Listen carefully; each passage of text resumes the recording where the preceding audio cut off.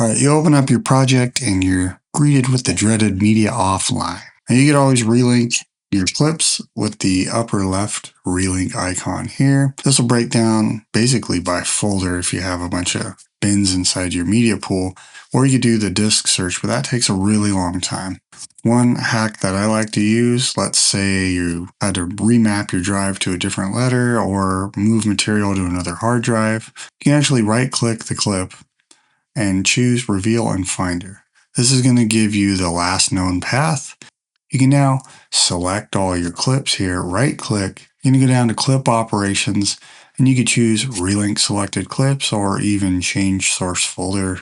Basically give you a path like this where you could browse or type it in if you know where it is. Well, let's go ahead and click it and we'll go with Relink Selected Clips. I'll navigate to where the footage is. Let's say it was on a different hard drive location. Hit open, and as you can see, it relinks the files pretty quickly. Find that to be a lot faster than having it search your entire database. All right, I hope that helps. Thanks for watching. See you guys on the next one.